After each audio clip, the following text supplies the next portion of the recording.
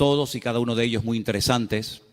Nos habla de el bien, de la misericordia.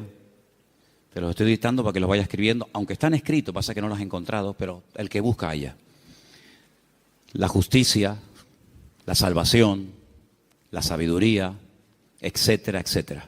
Son muchísimos temas que nos habla el Salmo 37, y eso lo vimos el jueves, para los que estuvisteis aquí y para los que no estuvisteis. También vimos que el Salmo 37 nos da diferentes características de los creyentes.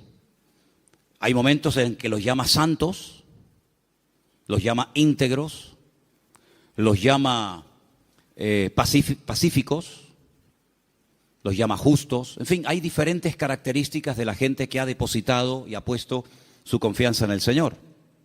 También nos habla de diferentes características de la gente mala. De hecho, hay un texto que dice que hay gente mala. Hay gente que está bajo maldición. Hablamos un poquito el jueves. ¿Qué es eso de las maldiciones? ¿Existen? ¿Se pueden quebrar? ¿Se transmiten? De todo eso hablamos un poquito el jueves, porque también el Salmo 37 nos habla de los que están bendecidos.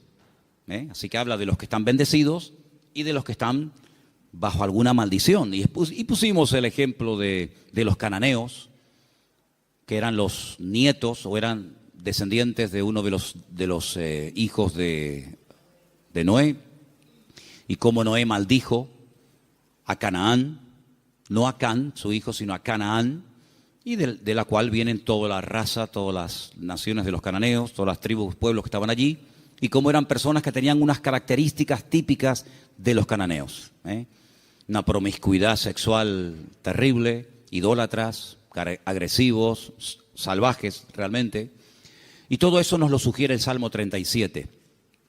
Y el Salmo 37 también nos ayuda a superar ciertas y determinadas actitudes que, si no las cortamos de raíz, se pueden terminar convirtiendo en algo normal en nuestra vida. Por ejemplo, la envidia. La envidia hay que cortarla de raíz. Los celos, la desconfianza. Dice la Biblia que no tenemos que tener envidia, no tenemos que perder los nervios. Después todo eso lo vamos a ver viendo los versículos. Pero el Salmo 37 es un salmo que también nos ayuda a reaccionar ante lo que nosotros podemos considerar una injusticia. Yo pienso que si yo en esta tarde preguntara cuántos de los que están aquí han sentido que en algún momento se han sentido injustamente tratados, pienso que a lo mejor todos levantaríamos la mano, ¿sí o no? A veces por un padre, por una madre, por un pastor, por un jefe en el puesto de trabajo. Todos hemos sido de alguna manera, en algún momento, desde nuestro punto de vista, cuidado, injustamente tratados. ¿Y cómo tengo que reaccionar ante la injusticia? Ante lo que yo esperaba recibir y resulta que he recibido, pero todo lo contrario. El Salmo 37 es el antídoto perfecto. Que por cierto no es la queja. La queja es el lenguaje de los cobardes. La queja mata la fe, debilita el alma. Cuando una persona está todo el santo día quejándose, aunque no hables mucho con él o con ella, la forma como habla, la forma como opina, te está descubriendo el bajísimo nivel espiritual de su vida. El Salmo 37 nos habla de diferentes niveles espirituales. Alguno dirá, pero hay niveles. Claro que lo hay. No todo el mundo tiene la misma fe. No todo el mundo tiene el mismo nivel de paciencia o de amor o de conocimiento de la palabra. Siempre habrá alguien que sepa más que nosotros, ¿sí o no? Cuando ustedes van, por ejemplo, a la Biblia, encuentras momentos en los que el Señor se le queda mirando a un hombre y le dice: tú eres un hombre de mucha fe, grande es tu fe. Y hay momentos que se le queda mirando a otro y le dice: hombre de poca fe.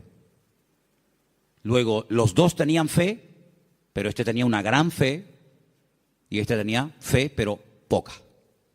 Entonces, en la vida, no todo el mundo tiene la misma fe, no todo el mundo tiene la misma paciencia, no todo el mundo tiene el mismo conocimiento, el mismo discernimiento espiritual. Eso es normal, eso es así, nos guste o no.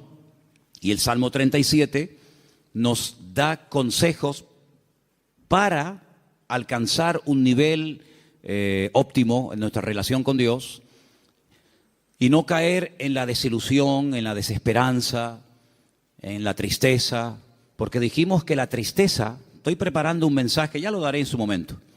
Bueno, estoy preparando un montón de mensajes, pero uno de los que estoy preparando son las distintas caras o disfraces que se pone el orgullo. El orgullo se disfraza, se camufla, a veces de religioso, de espiritualidad, pero a veces el orgullo, y usted dirá, ¿sí? Me suena raro eso. Bueno, el orgullo a veces se disfraza de tristeza. La gente tiene una tristeza y en el fondo es porque tiene un problema con el orgullo. ¿Por qué estás triste? Le preguntas a alguien. No, porque no he recibido lo que tenía que esperar o esperaba recibir, porque no me han tratado como yo esperaba y estoy triste. Y a veces es un orgullo camuflado, porque cuando nosotros pasamos por la vida por una circunstancia difícil, en la economía, un problema en el matrimonio, o de la índole que sea, Dios te está tratando, ¿o no? Dios está tratando contigo. Y hay gente que no le gusta y se rebelan contra la forma como Dios le está tratando. Entonces, sin palabras, le estás diciendo a Dios, yo no merezco este trato, ¿eh? Parece que la tienes tomada conmigo. Es como yo le decía a mis padres, es que los profesores la tienen cogida conmigo. Todos, el de matemática, el de geografía, todos la tenían cogida conmigo. Y siempre la culpa la tiene, si no es el gobierno, es el pastor, si no es el marido, si no es la mujer, si no es Dios, si no es el diablo. Siempre alguien tiene la culpa, menos yo. Y el Salmo 37 es una radiografía de una realidad. La realidad presente. Dijimos el primer día, les recuerdo, que el pasado no existe. Amén. El pasado no existe, no podemos presentarlo, no podemos pesarlo, no podemos medirlo, no podemos tocarlo, no podemos verlo. Es algo abstracto. ¿Dónde está el pasado? Está aquí. Yo lo puedo recordar, hombre, no todo, pero el pasado lo tengo en la cabeza. Y hay personas que viven ancladas en el pasado. O bien porque el pasado fue pésimo y les marcó, o bien porque el pasado, según ellos creen, fue mejor que su presente. Pero ya leímos el otro día un versículo en el libro de Eclesiastés, donde dice que no es sabio y no está bueno decir, no es sabio opinar o decir que los tiempos pasados fueron mejores que estos, sino que cada tiempo tiene su característica, y si tú tienes que mirar a tu pasado para recordar algo bonito, es que tú no tienes presente. Ahora, nosotros no podemos modificar el pasado. Si yo no puedo modificar el lugar donde nací, ni la fecha, ni la hora, yo no puedo modificar el pasado, pero sí puedo echar a perder mi futuro. Dile que está a tu lado, tu pasado no lo puedes cambiar, pero puedes echar a perder tu futuro. Ay, amigo. Yo no puedo evitar que ayer, o antes de ayer, o hace 10 años, o hace 20 años, me ocurriera aquella cosa que me hizo tanto daño. Ahí está, yo no lo puedo evitar, ya está hecho. Hombre, puedo evitar que el pasado me controle, puedo evitar que el pasado me manipule y condicione mi estilo de vida en el presente, pero cuidado, porque hay ciertas actitudes que como tú las mantengas y las cultives y las desarrolles, lo que estás haciendo es sembrar, pero sembrar mal, y puedes llegar a estropear tu futuro y lógicamente también tu presente. Así que el Salmo 37 es un antídoto contra tantas cosas que yo les animo a que si pudierais incluso hasta aprenderlo de memoria, hicierais un intento por aprenderlo de memoria. A lo mejor si en casa sois 4 o 5, pues decir, bueno, vamos a aprender cada uno. Papá, aprende tus 5 versículos. Mamá, tú otros 5, yo otros 6. Hasta el perro puede, si tuvieras loro, hasta el loro podría aprender algún texto. Apréndanse el Salmo 37, es excelente. Vamos a ver hoy los 10 mandamientos del Salmo 37. Y ya te he dado tiempo de sobra, Saray, para que los encuentres. Los tenemos ahí en la pizarra, ¿verdad? Amén, qué bueno, estupendo. Vamos a leerlos todos, los 10 mandamientos del Salmo 37. Después vamos a leerlos en los versículos correspondientes. Primero, fuerte, confía en Dios. Después, con los ojos cerrados, sin mirar a la pizarra, tenemos que repetir los 10, así que vete aprendiéndotelos. Número 1 era, confía en Dios. Segundo, hacer el bien. Confía en Dios y hacer el bien. Vamos bien. Tercero, deleítate o deleitarse en Dios. Confía en Dios, hace el bien, deleitarse en Dios. Bien, hasta ahí llego. Venga, otro más. 4. Encomendarse a Dios. Bien. Confía en Dios, hacer el bien, deleitarme en Dios, encomendar a Dios mi vida. Venga, el 5. Guardar silencio. Pero no dice, hermano, que hablemos. Guardar silencio ante Dios. Guardar silencio. 6. Esperar en Él. 7. Dejar la ira. 8. Dejar el enojo, desecharlo. 9. Apartarme del mal. Y 10. Guardar su camino. ¿Qué tal? ¿Los habéis aprendido? Vamos a repasarlos. Confía en Dios, hacer el bien, deleitarse en Dios, encomendarse a Dios, guardar silencio, esperar en Él, dejar la ira, desechar el enojo, apartarme del mal y guardar su camino. Quítalo. Los 10 mandamientos del Salmo 37. Número 1. Bien, confía en Dios. Número 9. No. Segundo. Ese es, hacer el bien. Número 3. Número 4. 5. Guardar silencio, sin mirar. 6. Esperar en Él. 7. 8. 9. Apartarse del mal. Y 10. Guardar su camino.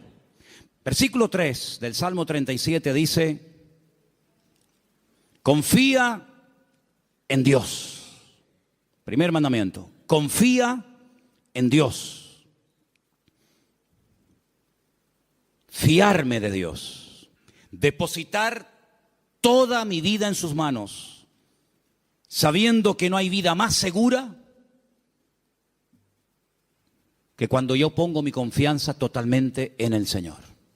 No digo que pongas parte de tu vida o parte de tu negocio o parte de tu tiempo en las manos del Señor y otra parte, no. 100% tu confianza en Dios. Porque algunos dicen, no, yo confío en Dios. Pero cuando se les abre la cartera y se les cae al suelo tienen la bonoloto, los ciegos. Hay uno que también es de los discapacitados. Ese, tú lo conoces, ¿no? Ese. ¿Qué más hay? Rasca. No, yo confío en Dios. Ya te veo. Ay, amigo. Pero por la mañana se levantan y leen el horóscopo. Pero claro, depende si compras el día o compras el diario de avisos o compras, depende de qué periódico compres, te dirá una cosa o te dirá otra. ¿Confiamos en Dios 100% o no? ¿Se puede uno fiar de ese Dios? ¿Ha dado pruebas históricas a lo largo del tiempo que se puede uno fiar de Él? ¿Que no te va a fallar? Dice la Biblia, hay centenares de versículos, pero uno de ellos dice, aunque tu padre y tu madre te abandonen, yo nunca te abandonaré. Nunca, jamás. ¿Puede un padre y una madre abandonar a un hijo? Bueno, no será la primera ni la última, lamentablemente. Ha ocurrido. Pero Dios jamás te abandonará. Nunca. Nunca te abandonará. Tú a Él sí, puede ser, pero Él a ti jamás. Dice que nos agarra, nos toma de la mano derecha y nos dice, no temas, yo estoy contigo, yo te ayudo. Por lo tanto, Él ha dado millones de demostraciones a lo largo del tiempo, no solamente a otros pueblos y a otras naciones y a otras iglesias y a otros hermanos, sino a nosotros mismos, de que podemos confiar 100% en nuestro Dios. Y cuando mi vida está 100% en sus manos, el temor no tiene cabida. La inseguridad, la queja, la desconfianza. Porque yo me fío de que al haber depositado mi vida en sus manos, Él me va a pastorear, Él me va a guiar y Él me va a ayudar en todo momento, lugar y circunstancia. Y si Él permite que yo pase por una situación, digamos, difícil, por una situación que me hace sufrir o llorar, por algo será, aunque no lo entienda. Pero yo he dicho muchas veces que el Señor no nos ha llamado a entenderlo siempre todo, pero a obedecer y a fiarnos de Dios siempre. ¿Cuántos dicen amén? Por lo tanto, el primer mandamiento es lo que va a marcar la diferencia entre una vida y otra. Una confianza total en Dios. Sé que mi Dios me va a cuidar, me va a proteger. Y hay un salmo que dice, y aún más allá de la muerte, el Señor me guiará. Porque mi vida ha sido comprada con su sangre. Y para Él soy su hijo. Y el Señor nunca, jamás abandonará a sus hijos. Pero en el mismo versículo 3, donde hemos leído, confía en el Señor, dice, haz el bien. Es decir, como dijimos el otro día, no estés de brazos cruzados, mantén una vida activa en el Señor. No, yo confío en Dios. Sí, pero tú ni oras, ni te congregas, ni lees la Biblia, ni estudias la palabra, ni te involucras. Sí, confías en Dios, pero es una vida light, es una vida sin compromiso. Es una vida donde, venga, hoy quiero orar, pues oro 3 horas. Mañana no quiero orar, pues no oro. No. Es una vida de constancia, de perseverancia, una vida de disciplina. La vida de un cristiano tiene que ser una vida disciplinada, no una vida caracterizada por el desorden, guiado por emociones, por sentimientos, que son al fin y al cabo pasajeros y traicioneros, sino de tener determinación. Yo quiero agradar al Señor y yo me voy a esforzar en hacer lo que la Biblia me pide y me dice el Señor que debo hacer. Porque no solamente, lo dije el otro día, espero que lo recordéis, que la vida cristiana, la vida de un cristiano, digamos, normal, no solamente consiste en dejar, me faltaría más, dejar de hacer ciertas cosas, sino hacer otras. Y la vida de muchos creyentes es que no hacen nada malo, aparentemente, pero tampoco hacen nada bueno. Y por ahí leímos la semana pasada un texto de Santiago, donde dice el texto, el que sabe hacer lo bueno y no lo está haciendo, está pecando. ¿Cuántas personas están pecando sin querer? ¿Cuántas personas saben que hay que hacer algo, pero no lo hacen? Por lo tanto, no te jactes ni presumas de que ya no hago cosas malas, porque el que sabe hacer lo bueno y no lo está haciendo, está pecando no por acción, sino por omisión. Está olvidando que tiene una responsabilidad delante del Señor de hacer, de actuar, de vivir en consecuencia la fe que dice que tiene en el Señor. Y en ese hacer, en esa confianza que he depositado en Dios, comienzo a disfrutar de mi relación con Dios, a deleitarme en Dios. Comienzo a tener placer de ser cristiano. Ser creyente no es una desgracia, hermanos. No es una pesada cruz que me martiriza, donde no disfruto de nada, sino yo creo que es más bien todo lo contrario. El creyente tiene que aprender a disfrutar de lo que tiene ya, ahora. ¿Cuántos dicen amén? Y dice, bueno, pero ¿qué tengo? ¿Cómo que qué tienes? ¿Qué tienes? Pues lo primero que tienes que darle gracias a Dios es por la vida que tienes. ¿Te parece poco? Y por la ropa que llevas puesta. Y por los zapatos que llevas. Porque hay millones de personas que jamás en la vida se han puesto zapatos.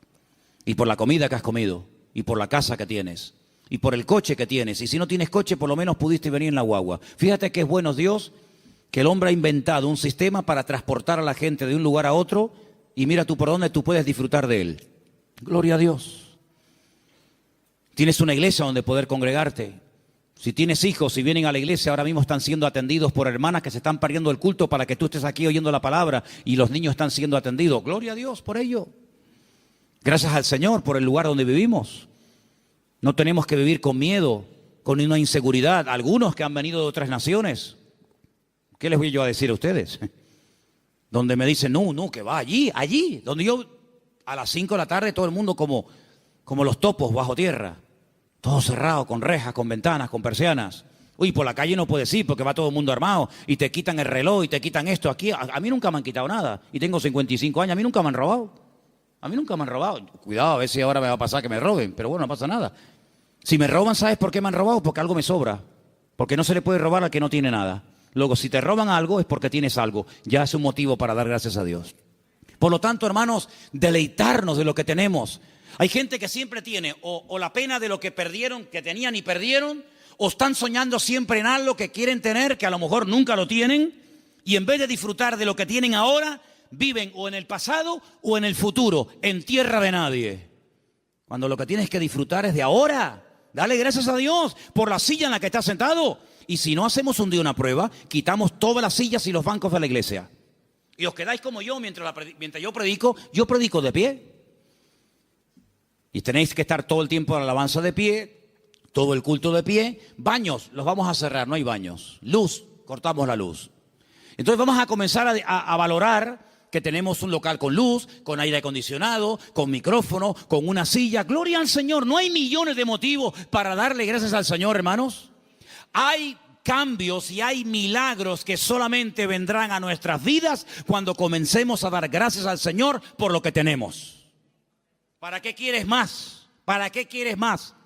Si con lo poco que tienes, según tú, te quejas, si tienes más, te vas a quejar más. Entonces Dios a veces a alguna gente no le da más porque entonces estarían quejándose más tiempo todavía. Dice la Biblia que un día los discípulos llegaron al Señor y le dijeron: Señor, la gente tiene hambre, viven lejos, el lugar en el que estamos es desierto, no hay comida y ni siquiera tenemos dinero para dar de comer a semejante multitud. Diles que se vayan. Y el Señor le dice: ¿y por qué? Dadles vosotros de comer, aprender a enfrentar nuevos desafíos. ¿Saben, hermanos? Una congregación, un creyente que no tiene desafíos delante es un creyente que termina con el paso del tiempo estancándose. ¿Por qué les he comentado ahora de hacer una tronja, de ampliar el salón, de poner arriba un balcón, de hacer más? Pues tenemos que tener desafíos delante de nosotros. Si no nos acomodamos, nos hacemos señoritos. Bueno, estamos bien como estamos, como decía la antigua canción, somos un pequeño pueblo muy feliz. No, hay que esforzarnos y hay que trabajar y hay que sudar. Y cuando yo empiece a notar, yo les hablo de Manolo Sierra, cuando yo empiece a notar que me estoy acomodando, digo: hermano, mi tiempo aquí se terminó. Yo no quiero estar más aquí. Yo me tengo que ir a un sitio de pionero a empezar de cero. Hermanos, no podemos darle lugar a la rutina en nuestra vida, a la monotonía. Tienen que haber desafíos. Hay congregaciones que viven de las glorias del pasado, iglesias que ya lo tienen todo. Y te das cuenta que les hace falta todavía tantas cosas como la iglesia de la Odisea. Nos hemos enriquecido, no nos hace falta de nada. Y el Señor estaba en la puerta de la iglesia llamando. Dice: si alguno oye mi voz, entraré a él, cenaré con él y él conmigo. Habían perdido lo más grandioso y hermoso que puede tener una congregación, que es la presencia del Señor. La habían perdido y ni siquiera se habían dado cuenta. ¿Cuántas cosas hay por ahí así que nos dejan con la boca abierta? Por lo tanto, hermano, vamos a deleitarnos en el Señor. Vamos a disfrutar de la vida. ¿No dice la Biblia: deleítate con la mujer de tu juventud? ¿No dice eso la Biblia? En la mía sí. Algunos me miran como diciendo: pero eso dice la Biblia. Uy, más todavía. Con la mujer de tu juventud, que sus caricias te satisfagan en todo tiempo. Así que ya saben, yo me deleito, pero tú me haces caricias. Eso dice la Biblia: deleítate con sus caricias. Gloria a Dios. Dale gracias a Dios por tus hijos. ¿Cuándo fue la última vez que dijiste: te doy gracias por mi hijo? Pero es que ella tiene 80 años, no importa. Otros lo perdieron cuando tenía 20. Y el Señor te lo ha dado a ti 40 años. Ay, amigo. Dale gracias a Dios por tu madre, por tu padre. Dale gracias a Dios por el pastor que tienes, porque de momento es el único que tiene. Es lo que hay. Dale gracias a Dios por todo lo que tienes cada día. Y cada vez que comas, di: Señor, hoy han muerto 17,000 personas de hambre en el mundo y yo no seré una de ellas. Yo ahora tengo algo para llevarme a la boca. Gloria a Dios. Comenzar a regocijarnos en el Señor. Hermanos, que la gente diga: pero ¿qué tiene esa gente que no se quejan? ¿Qué tenemos? El Dios más grande y más maravilloso que jamás se pueden encontrar por la vida. ¿Cuántos dicen amén? Eso es lo que tenemos. ¡Aleluya! Gloria a Dios. Amén. Pero el quinto mandamiento, el primero era: confía en Dios. El segundo era hacer el bien. El tercero era deleitarme en Dios. El cuarto era encomendar a Dios, poner todo, mi vida, mis negocios, mi futuro, mis planes, todo en las manos del Señor. Pero el quinto es muy bueno. ¿Cuál era? Guarda silencio. Ay, amigo. Ay, amigo. Yo ya les conté una vez. Yo sé que ya se lo conté. Algunos dirán: eso ya lo contaste, sí, pero te lo voy a contar otra vez. En la antigua Grecia se le daba mucha importancia a la oratoria, a hablar en público.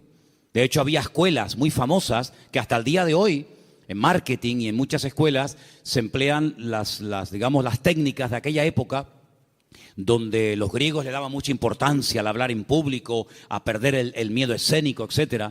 Y había un famoso maestro de una de las escuelas griegas que cobraba por enseñar oratoria, por enseñar a hablar correctamente en público a la gente. Y vino un día un chico y le dijo que quería que este maestro le diera clases. Y el maestro le dijo: a ti te voy a cobrar el doble de lo que le cobra a todos los demás alumnos. Y este dijo: ¿a mí el doble? ¿Por qué? Dice: porque contigo voy a tener el doble de trabajo. Contigo voy a perder mucho tiempo, primeramente, a enseñarte a que te calles. Y cuando aprendas a guardar silencio, es cuando por fin podré comenzar a enseñarte a hablar.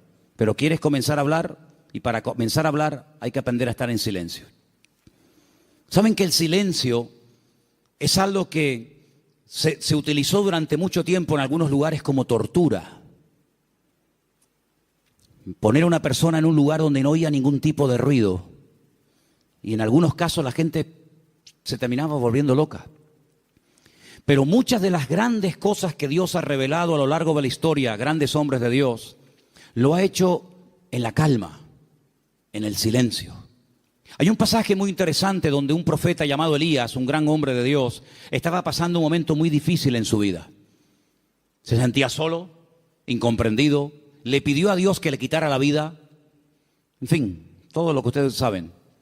Y hay un momento en el que él sale de la cueva y dice que se produce un terremoto tremendo en la puerta de la cueva, y él ve que ese terremoto es tan tremendo, tan destructivo, que las rocas se partían. Y había un viento huracanado tremendo y todos los árboles caían. Pero dice: pero Dios no estaba en todo aquello. Él estaba acostumbrado a moverse en el barullo, en el ruido, en el follón, en lo espectacular. Y dice que al final de todo sopló un silbo, un viento suave, una cosa muy suave, muy delicada. Y dice: y el Señor estaba en aquel silbo apacible. Hay creyentes que están todo el día hablando y hablando y hablando y hablando, y muy pocas veces oyen o tienen tiempo para oír la voz de Dios. Búscate un lugar tranquilo, donde tú puedas estar tranquilo, sin televisión, sin internet, sin niños, sin el perro, sin el gato, sin fulano y mengano, donde puedas estar tranquilo, tranquila, pensando en lo que está pasando en tu vida, aprendiendo a interpretar las circunstancias que te rodean. Si algo bueno tiene el silencio, es que tiene una parte terapéutica, ayuda al hombre a meditar y a reflexionar: ¿qué estoy haciendo con mi vida? Me he plantado ya con una edad en la vida. ¿Qué le está pasando a mi hijo, que lo veo últimamente muy callado, o muy hablador, o muy atontado, o muy espabilado? ¿Qué está pasando en el ambiente? Y es en esos momentos de calma, de quietud, de silencio ante la presencia del Señor, donde el Señor te puede revelar y te puede mostrar cosas que en el barullo, en el follón y en el ruido no se captan. Por eso este mandamiento de guardar silencio significa: aprendamos a meditar tranquilamente en la presencia del Señor. Vivimos en una sociedad muy ruidosa. España es uno de los países más ruidosos de Europa. Sales por las calles y desde que te levantas por la mañana, prácticamente hasta que te acuestas, hay ruido constantemente. Y por la noche ni te cuento. En la quietud de la noche es cuando vienen a recoger los camiones la basura. ¿Sí o no? No pasa por tu barrio, estás tranquilo en tu casa y de repente ¡bim, bam, pim, pum, pam, pam! Y dices: Dios, ¿pero qué pasó? Sale el camión de la basura. Al rato viene el camión que está regando. Al otro rato viene el camión que se lleva el vidrio. Y es un follón tremendo, ¿sí o no? Bueno, hermanos, aprendamos a estar tranquilos en la presencia del Señor. Aprendamos a decir: Señor, ¿hay algo que me quieres decir? ¿Hay algo que me quieres compartir? Ese guardar silencio significa aprender a reflexionar en Dios. Oye, mira, ahora no me molesten. Yo tengo una cita con mi Dios. Quiero estar tranquilo, no quiero que nadie me moleste. No, que si me llaman, que esperen. Que me llamen más tarde, que no se va a hundir el mundo. Y quiero estar a solas con el Señor, con su palabra. Como decía un pastor amigo mío, un minuto, Manolo, un minuto bien pasado en calma, en quietud, en la presencia del Señor, puede cambiar una vida. Pero ¿sabes cuál es la cruda realidad? Y no es cuestión de que ustedes se sientan mal ni acusándolos, ni mucho menos. Hay creyentes que a veces no tienen ni 5 minutos en el día. Es tremendo esto, ¿eh? Ni 5 minutos en el día para estar tranquilos. Solamente estar quietos en la presencia del Señor. Cuando teníamos las clases, que hemos dado algunas clases en la iglesia de hermenéutica, de homilética y otras asignaturas, ¿cómo empezábamos la clase? ¿Os acordáis? Venían del trabajo, venían de la calle, una con el abanico, el otro sudando, el otro que llegó tarde. Decía, hermanos, vamos a guardar 1 minuto de silencio. Claro, algunos pensaban al principio que se había muerto algún hermano de la iglesia. O sea, 1 minuto de silencio, ¿qué pasó? Digo, no, tranquilo. Y a algunos se les hacía eterno. O sea, 1 minuto, qué largo se me ha hecho. Hermanos, aprendamos a estar quietos en la presencia del Señor, aprender a observar, aprender a interpretar lo que está ocurriendo a nuestro alrededor. El sexto era esperar en Él. ¿Saben que una de las cosas que yo peor llevo en la vida es esperar? No me gustan las colas. El otro día me enseñaba un hermano de la iglesia, por no estar dando nombres, me enseñaba una fotografía que habían sacado desde una ventana donde se veía un grupo bastante numeroso de gente haciendo cola, esperando. Me decía, esta es una de las colas que la gente tiene que hacer para ver si puede comprar algo de azúcar. Y yo decía, bueno, pues yo me acostumbraría, mira que para mí sería tremendo esto, ¿no? Pero yo digo, bueno, yo me acostumbraría a vivir sin comer azúcar, porque yo para estar 2 horas, 4 horas para un paquete de azúcar, y me dice otra persona, sí, pero es que también tienes que hacer cola para comprar la leche. Digo, bueno, pues, no sé, me acostumbraría a no beber leche. Pero es que también al final tienes que hacer cola para todo. Pero qué rabia da a veces cuando tienes prisa y el que va delante tuyo es el más lento de Europa. Le acaban de dar el carnet de conducir. Pone el intermitente de la izquierda y después va a la derecha. O pone los 4 que son de emergencia, porque como te ve muy pegado, te está diciendo, no te pegues mucho que me das miedo, y te ponen los 4 intermitentes. Y tú dices, pero muévete, que tengo prisa. Me acuerdo una vez en Benito Pérez Armas, el semáforo estaba en verde, hermano, de verdad les prometo que el semáforo estaba en verde. Era bajando la antigua cárcel a mano izquierda, que ya entras para el Parque La Granja, ¿sabéis dónde les digo, no? Y el semáforo estaba en verde, y había un coche parado. Y yo le decía, al principio fue una pita suave. No sé, después más prolongada. Al final saqué la cabeza por la ventana. Digo, pero muévete de una vez, hombre, que está verde. Atontado, que estás atontado. Y sacó la cabeza una señora y me dice, hola, pastor, ¿cómo está, hermano? Y le dije, hola, hermana, hola, dele, hermanita, dele, vamos. Qué vergüenza, ¿no? Si hubiera sido oveja en vez de pastor, me hubiera cambiado de iglesia. Para que no me diera. Bueno, son cosas que pasan, ¿no? Soy humano como cualquiera de ustedes. Así que, hermanos, aprender a esperar en la vida se hace a veces complicado, ¿verdad? Pero es importante y fundamental aprender a esperar en Dios. No tener prisas. Porque, ¿saben? He descubierto que Dios no tiene prisas. ¿Cuántos dicen amén? ¿Saben que hay un pasaje donde una persona, no quiero decir la palabra se enfada, pero casi se enfadó con el Señor? Porque nunca le había pedido nada, nunca. Sabían que el Señor siempre estaba muy ocupado, sabían que el Señor siempre estaba viajando, hablando por aquí, predicando, y nunca le habían pedido nada. Solamente un día le pidieron un favor, y el favor era muy concreto, muy directo. Señor, el que amas está enfermo, como diciendo, Señor, ven pronto.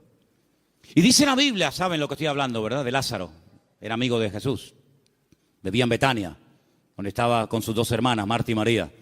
Dice la Biblia que cuando le llega la noticia al Señor, no dice, como seguramente esperaban la familia, venga, vamos que hay que ir a orar por Lázaro.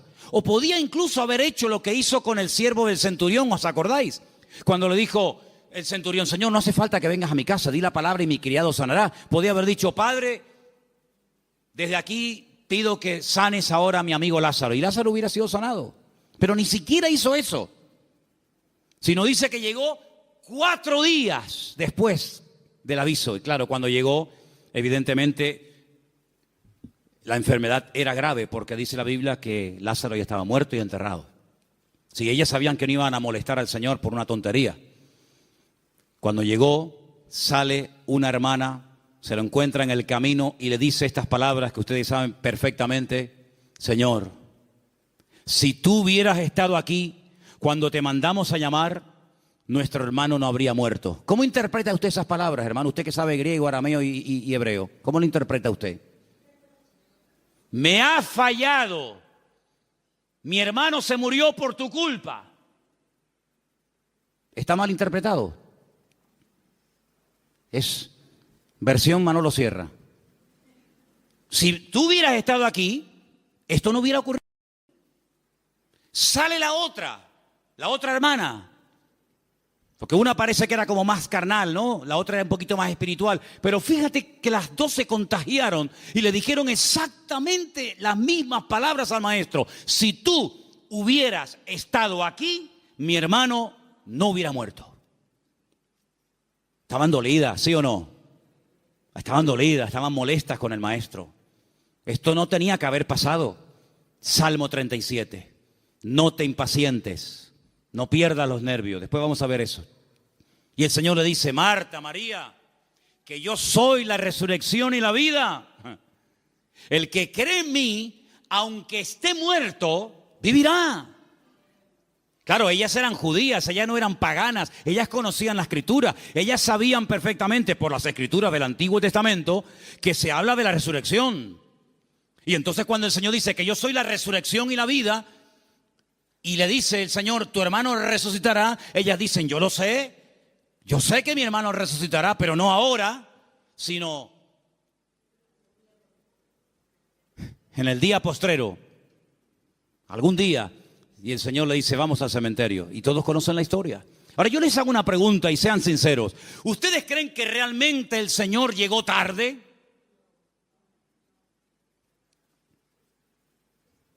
El Señor nunca llega tarde a ninguna casa, a ninguna familia.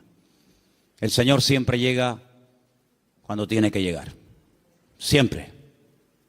Es que si esto hubiera ocurrido media hora antes, sí, pero ocurrió así. El Señor lo quiso así. Y ya está. El Señor llegó cuando, humanamente hablando, según ustedes, ya no hay nada que hacer. Y hay situaciones, escucha bien esto, hermano, porque cuanto antes lo aprendan, algunos, unos más que otros, mejor. Hay situaciones que Dios permite, escucha bien, que Dios permite que lleguen hasta el final. Cuando ya humanamente hablando no hay ninguna posibilidad de cambio. Y el Señor lo permite. Hay otras que no. Hay otras que dicen: no, vamos a hacer esto ahora. Pero hay otras que dicen: tranquilo. Lo va a hacer, pero no ahora. No cuando tú quieras, sino cuando yo quiera y como yo quiera. Y cuando llega al cementerio, hace uno de los milagros más espectaculares que el Señor hizo a lo largo de su ministerio. Levantar a un muerto que hacía 4 días que estaba enterrado. Eso no lo había hecho nunca. Había resucitado personas que estaban aún calientes. ¿Se acuerdan? La hija de Jairo. Cuando llegó, dice: acaba de morir. Luego, si la tocabas, la niña estaba caliente, acaba de morir, pero estaba muerta. Pero el Señor la resucitó. Había otros casos donde dice la Biblia que lo llevaban en la caja para enterrarlo y bueno, los judíos entierran a la gente el mismo día que muere. Por lo tanto, no hacía ni 24 horas que había muerto. Pero nunca el Señor había llegado tan lejos. Nunca el Señor había hecho un milagro de una resurrección después de 4 días. Si ustedes van a Israel, si ustedes han ido a Jerusalén alguna vez conmigo, ustedes van a ver que en todos los cementerios judíos hay una abertura, como una ventana, que es por donde se cree que al tercer día se va el alma. Y ya es como demasiado tarde, ya no hay escapatoria. A los 3 días, a las 72 horas, se va el alma y ya se fue. ¿Cuándo llegó el Señor? Al 4.º día. Cuando ya no había ninguna posibilidad, según la tradición, según la medicina, de levantar a un muerto, es cuando llegó el Señor. No podía el Señor haber llegado el primer día, antes de que muriera así, pero hubiera sido una sanidad más, de tantas.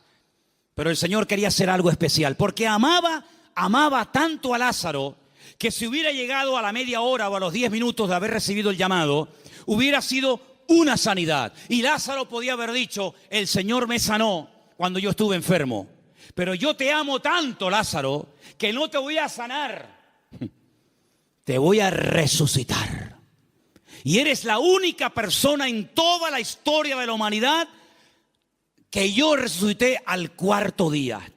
Entonces no te das cuenta, hermano y hermana, que a veces hay situaciones como que tú dices, pero ¿dónde va a terminar todo esto? ¿Pero hasta cuándo va a llegar esto? Es por el amor tan grande que Dios te tiene, para que no sea una cosita más que puede pasar desapercibida, o que incluso algún incrédulo diga, bueno, sería casualidad. No, va a llegar al límite, al extremo, cuando ya no hay ninguna posibilidad de cambio, de mejoría o de perfeccionamiento, cuando el Señor va a llegar y va a decir, ahora, para que la gente diga, esto era para la gloria del Señor. ¿Cuántos dicen amén? ¡Aleluya! Así que, tranquilo, no te precipites. Amén. Hay 4 prohibiciones, antes de seguir con la lista de los mandamientos. Hay 4 prohibiciones, las voy a leer rápidamente. 4 cosas que el Salmo dice que no tenemos que hacer. Yo las voy a leer y tú te vas a preguntar a ti mismo si la estás haciendo. La primera está en el versículo 1. Salmo 37:1. No te impacientes a causa de los malignos. No te impacientes. No pierdas la paz. Tranquilo, relájate. Dile que está a tu lado, relájate, tranquilo, no te impacientes, no pierdas la paciencia. Número 2, en el mismo texto, ni tengas envidia de los que hacen iniquidad. Así que ni impacientarme, ni tener envidia, jamás, ni una cosa ni otra. Versículo 7, no alterarme. Guarda silencio ante el Señor, espera en Él, no te alteres con motivo del que prospera en su camino por el hombre que hace maldades. No te alteres, tranquilo, relájate, cuenta hasta 10. Versículo 8, deja la ira, desecha el enojo, no te excites en manera alguna a hacer lo malo. Estas son las 4 prohibiciones, las 4 cosas que el Salmo 37 prohíbe hacer a un creyente. No perder la paciencia, no tener envidia, no alterarme y no hacer lo indebido, es decir, lo malo. ¿Qué te parece? Y en esta actitud, en esta riqueza del Salmo 37 me dice, deja la ira y desecha el enojo. Es decir, si te enfadas, vas a comenzar a hacer y a decir tonterías. Cuando una persona está enfadada, ¿tú le has oído las tonterías que dice? Incluso hasta orando dice tonterías. Ya no aguanto más. Y el Señor dice, cállate, machango. Sabrás tú si aguantas o no aguantas. Si yo te mando esto es porque tú aguantas. Pero ya Él lo dijo. Nadie me ama. Las tonterías que uno dice cuando está enfadado, es como cuando uno está desanimado. Las peores tonterías, las peores barbaridades, los peores insultos, las peores humillaciones se dicen cuando uno está enfadado o desanimado. Y por eso la Biblia dice, no permitas que tu carácter te controle, porque cuando nuestro carácter nos controla, siempre la embarramos. ¿No dicen así los argentinos? O los uruguayos, la embarramos. Metemos la pata. Entonces, pues oye, Señor, ayúdame a tener control, dominio propio, dice la palabra. Dominio propio. Teníamos hace años en una montaña que hay en Llano del Moro, en una torre muy alta, teníamos unas antenas que colocamos allí cuando pusimos la primera emisora de radio cristiana de las Islas Canarias. Y había un hombre que todas las mañanas subía a ese monte y pegaba un grito, pero un grito que se oía en todo el valle, se montaba en el coche y yo creo que se iba a trabajar. Y yo digo, oye, uno dirá que está loco, pero yo creo que este hombre es sabio, porque el hombre se iba al monte, pegaba un alarido estilo Tarzán. Yo creo que tenía algo de espíritu de Tarzán. gritaba, se montaba en el coche y se iba. Oye, a lo mejor tenemos que irnos a la montaña de los Campitos, procura que no haya nadie, porque claro, si subes por la noche y pegas un alarido estilo hombre lobo allí, van a decir que hay un loco aquí, un endemoniado. Pero hermano, ¿sabes qué? Tenemos que aprender a desahogarnos con Dios. ¿Cómo se desahogaba Cristo? Con el Padre. ¿Dónde fue? Al huerto de Getsemaní. Y en el huerto de Getsemaní dice que agonizaba, lloraba, clamaba, allí peleaba, y cuando salía y se levantaba y le decían, venimos a aprender a Jesús, dice, yo soy. ¡Pum! Y caían todos al suelo. En otras palabras, era un hombre que no descargaba en los demás su enojo, su enfado, lo que fuera, sino que aprendía a desahogar su alma delante del Padre. Y eso es algo que tenemos que aprender todos, hermano. Porque hay gente que está contenida. Y hermano, el tranquilito, el que no se enfada nunca, cuando se enfada, échate a correr, ¿eh? Échate a correr. Dice, no, este es bobo. Este no se enfada nunca. Cuando se enfada, apaga la luz y vámonos, ¿eh? Porque es el increíble Hulk. Que por cierto, me encontré en la puerta de la iglesia allí 2 puños del increíble Hulk. No sé si a alguien se le cayeron. ¿Los puedes enseñar? No sé quién trajo eso, pero bueno, ahí están. Yo dije el otro día, y según el Salmo 37 y otros, hay 2 vías de escape, 2 válvulas de escape que Dios ha puesto en el ser humano que tiene que usarlas. Una es el llanto y otra es la risa. Claro, como te enseñaron que los hombres no lloran, pues está trancado. Y como tampoco no es la alegría de la huerta, dicho sea de paso, pues tampoco se ríe. Entonces ni llora ni ríe. Y un día va a explotar. Un día va a explotar más de uno.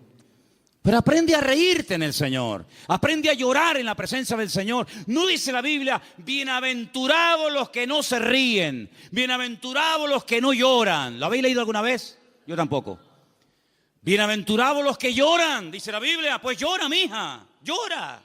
Llora delante del Señor. Llora, hermano y hermana, delante del Señor. Señor, lloro de esto, lloro por aquello, lloro por tal, lloro por cual. Y te aseguro que tu alma se va a descargar, se va a desahogar. Y cuando salga, vas a salir con las fuerzas renovadas. Vas a salir levantado por el Señor. Vas a salir bendecido. Pero no vivas una vida hermética, trancada, porque ni Cristo vivió así. Él dice la Biblia que se quebrantó y lloró y sudó grandes gotas de sangre. Y se desahogó delante del Padre. Ahora, ¿qué hace la gente? Se desahoga con una botella de vino en la mano. Se desahoga metiéndose un pico de heroína. Se desahoga haciendo no sé qué y no sé cuánto, echándole la bronca a la mujer, al hijo, pegándole una paliza al otro. No, esas no son las formas. Esos son los métodos mundanos. La forma de Dios es que aprendas a ir a la presencia del Señor y abrir tu corazón y decirle, Señor, no aguanto más. Y en la Biblia encontramos grandísimos hombres de Dios que lloraron a gritos, dice la Biblia. Sí, a gritos lloraron. ¿Quién? José. Lo dije el otro día cuando compartía de este mismo salmo. Dice que ya no aguantaba más. Léalo, textualmente lo estoy citando. Ya no podía contenerse más. Ya llegó al límite. Oye, me venden mis hermanos. Les pido por favor que se apiaden de mí, que me saquen de este pozo que tenía que haber escorpiones y serpientes. No me hacen ni caso. Me quitan las prendas, me llevan desnudo a Egipto. ¿Yo qué pinto en Egipto? Un país de idolatría, un país de una promiscuidad terrible, de idolatría por todos lados. De repente llega allí, no sabe hablar el idioma, desnudo, lo compran como esclavo. De ser el niño bonito y amado del Padre, pasa a ser un esclavo, un sirviente, sin derechos, tratado al trancazo. Por querer vivir una vida recta y honesta y santa delante del Señor. Lo acusan de algo que él nunca había hecho. ¡Pum! A la cárcel, sin comérselo ni bebérselo, ahora en la cárcel. Allí con delincuentes, con asesinos, con violadores, con lo peor. Y ahora, ¿y cuándo voy a salir yo de aquí? Yo qué sé, no tengo abogado, yo ni siquiera sé expresarme en el idioma de este país. Cuando sale de allí, Dios lo levanta, lo bendice, lo prospera. Y cuando ve venir a sus hermanos, no permitió que la ira, que el enojo, que la rabia dijera, ahora que tengo poder. Porque cuántas veces yo he dicho de este mismo púlpito, si quieres conocer a un hombre de verdad, si quieres conocer a un pastor de verdad, si quieres conocer a una persona de verdad, dale poder y dale dinero. Claro, el coleta, el otro que, en fin, y el otro, Es muy fácil criticar lo que hacen los demás, que yo no defiendo a nadie, ahí me da igual, para mí son todos iguales. Pero hermano, cuando alguien suba ahí arriba, da igual si es un cargo poderoso en la política, en el deporte o donde sea, dale dinero, que mueva millones. Dale poder. Y espera a ver si no se corrompe, porque es muy difícil llegar a esos niveles, moviendo centenares y miles de millones. Que tenga la cabeza bien amueblada. Ay, amigo. José ahora tiene poder, es el hombre más poderoso de la tierra después de Faraón. No se mueve ni una hoja sin su permiso. Faraón dice, no, a mí no vengan, vayan a él. Él es el que organiza el país, él es el ministro de Hacienda, él es el ministro de Economía, él es el que administra, a mí no me den la paliza, vayan a él. Delegó todo en José. Ahora tiene poder, ahora tiene autoridad, ahora tiene dinero, ahora tiene sirviente. Ahora hasta Potifar, aquel que lo compró, ahora tiene que venir y postrarse delante de él. La mujer de Potifar, ven para acá. Ahora él podía haber dicho, ahora os vais a enterar lo que vale un peine, amigo. Ahora vienen los hermanos. Y él podía haber dicho, lo van a pasar canutas, como me le hicisteis pagar a mí. Dice que llegó un momento, viendo a sus hermanos, que ya no podía aguantar más. Y empezó a llorar a gritos. Cuando los hermanos ven a aquel llorando, le dice, yo soy vuestro hermano José, ¿sabes? No tengáis miedo. No me mandasteis vosotros a Egipto. Fue Dios el que me mandó aquí. Pasa que a mí me tocó el primero, pero al final todos van a tener que venir aquí. Así que vayan a casa de mi padre, díganle que vengan, cuéntenle la verdad, que le han tenido engañado al viejo 20 años, diciéndole que me había matado una bestia. Tráiganlo y vamos a comenzar a disfrutar de la vida. Guardó su corazón, no permitió que la ira, la rabia, ¿verdad?, el poder le transformara, sino que él supo canalizar todo aquello para bendecir a otras personas. ¿Te das cuenta? Entonces, queridos hermanos, dice la Biblia, sobre toda cosa guardada, guarda tu corazón. Porque la escasez, el depender día a día del Señor no ha echado a perder a nadie. Yo nunca he visto a nadie que por depender del Señor para todos se echara a perder. No, de verdad, créanme, no he conocido a nadie, pero sí he conocido a muchos que cuando tuvieron algo, muchacho, otra persona completamente. Es como yo a veces le digo a los jóvenes, oye, cuando no tenías novia, y no me dirijo a nadie, pero el que tenga, porque tenga, ¿no? O cuando no tenías novio, oye, eras encantadora, saludabas a todo el mundo, venías temprano al culto, te ibas la última. Ahora que tienes novio, eres más antipático que un pepino. No, amén, no digan amén. No. ¿Quién dijo amén? No digan amén, que se van a hacer...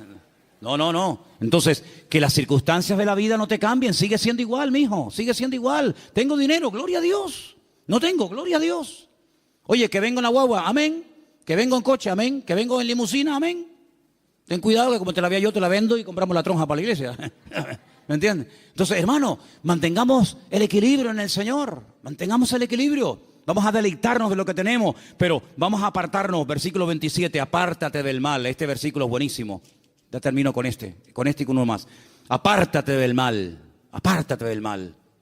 Dios no tiene que apartarse del mal, somos nosotros los que tenemos que apartarnos del mal. Es decir, ser selectivo. ¿Me conviene a mí esta amistad con esta persona? ¿De qué habla esta persona? Pues mira, está todo el día hablando de esto, no me conviene. No digo que sea mala persona, pero no me conviene. Su mundo no es mi mundo, sus conversaciones no son las mías. Y para ser amigo tengo que entrar en su terreno y no me va. No me interesa. Apártate del mal. Aprender a retirarse a tiempo.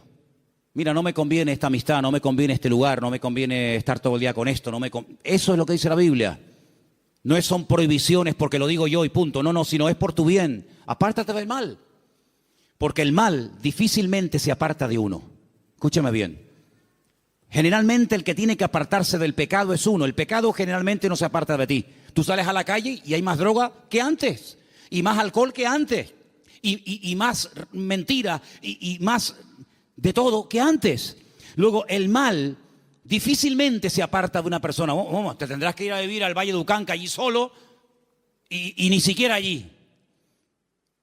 Porque decía Pablo, miserable de mí, ¿quién me librará de este cuerpo de muerte? Por lo tanto, apártate del mal, sé selectivo, dice, mira, no me conviene este camino. Dice que el simple ve el peligro y pasa justamente por el peligro. El prudente dice, no me conviene ir por ahí. Voy a dar la vuelta. Es más largo, pero no importa. Prefiero dar la vuelta que pasar por ahí que me corten la cabeza. Apártate del mal, haz el bien. Y dice finalmente, verso 34, el 34 y termino, espera en Dios y guarda su camino. Mantente en el camino del Señor. Pon cuidado en las cosas del Señor. Mantente en Dios. Un día bueno lo tiene cualquiera, pero es mantenerse un día, mantenerse dos. Estar dispuesto a ser tratado. Hay gente que no quiere ser tratada. Hay gente que pierdes la amistad en el momento que dice, mira, eso que estás haciendo no está bien. Eso que estás haciendo es una payasada. Eso que estás haciendo no te conviene. Automáticamente ya le cambió la cara, automáticamente se fueron las amistades.